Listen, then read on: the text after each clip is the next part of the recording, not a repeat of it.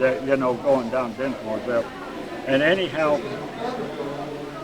Jess had always come by the ranch about 4:30 or 5 o'clock in the evening. And my mother, my dad would see him go by, you know, and so we'd go out and hire and holler at him and tell, Jess, come on in and have something to eat. So he'd come on in and have something to eat with us. Then he got back on his horse and he had the thing fixed. So on the loops of his Levi's, he had 2 snaps on the saddle. So he could reach up there and he snapped them snaps. Like my mother told me about this show.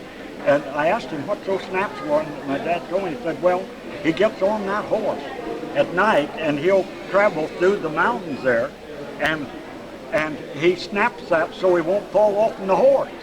And he went to sleep and ride, and he wouldn't wake up till he got clear down on the Van Duten there. That's the way he did.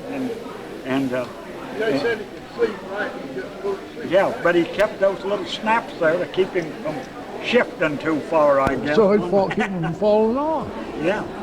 But anyhow, I never will forget that.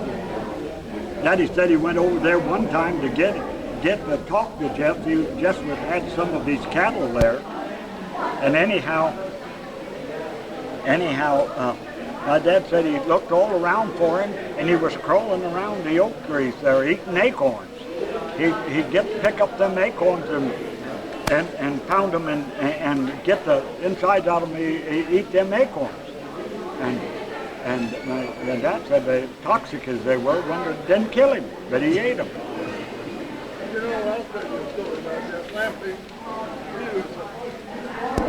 A neighbor that I used to go over there and stay overnight with him, and one night we went coon hunting. I had an old shepherd, and by God, he'd bay up skunks.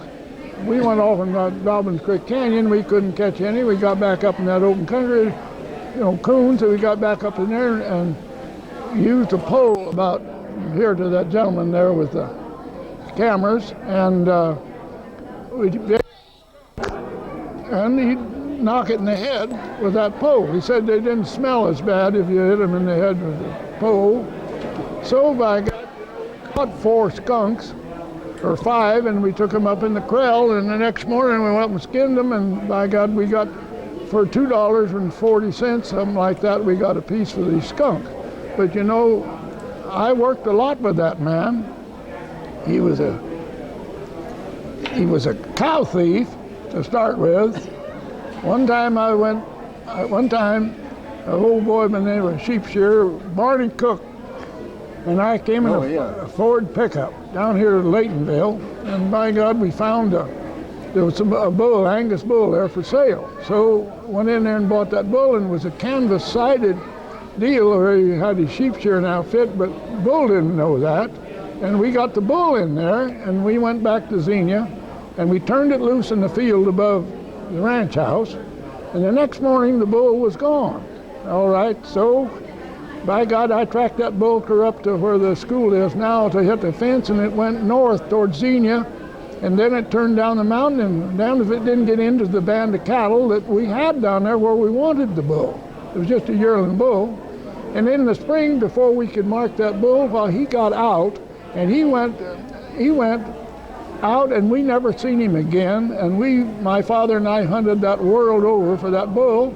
But this old Jess Lampy went down there to Laytonville, and he bought that whole band of cattle, and there was 3 or 4 more bulls that he bought the same age as the one he got. He stole that bull, and he had some bulls over in there above where Calvin Stewart lives, up in there, and he also had them over on Mad River. Many, and then my dad and I looked all summer for that bull, and old Jess came over, and he used to come there at my mother's, and he'd stay there, and just to eat, because she was a wonderful cook. And he came over there, and he stayed for 3 days that winter helping us hunt that bull that he'd already stolen. Yeah, and never knew about this for many years till George Lampley, his brother, told us. And he said that he told George, he says, you know, that damn Ralph Burgess should have known enough to brand his own bull. Well, the bull got out, we never had a chance to brand him. That's what happened there. But this is a true story. Yeah. You bet. He was a crook. And you know what happened to him in the end? His nephew killed him when he was 81 or 2 years old for what he had in his pockets.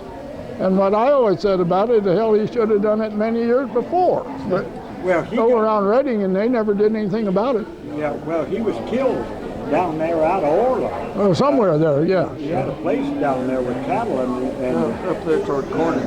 Yeah, Corning, Orland and Corning, someplace down there. And they found him alongside the road. Yep. And he didn't have nothing in his pockets, and Jim, that's what they killed him for, was what he had in his pockets. Yeah, well, and two, whoever it was in on that deal. There's more than one, I think, in on that deal, because they, up out of Crescent City or someplace up in that country, they found some of Jess's cattle. They tracked him down with rams on them. Of course, George Lampley come over and talked to my dad about that,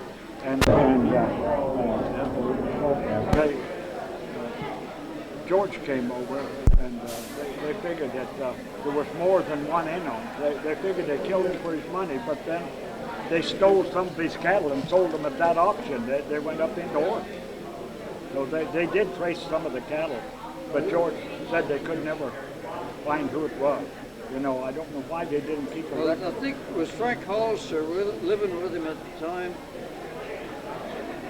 No, I don't think so. No, I don't know, Andrew. I don't probably think so, but it could have been.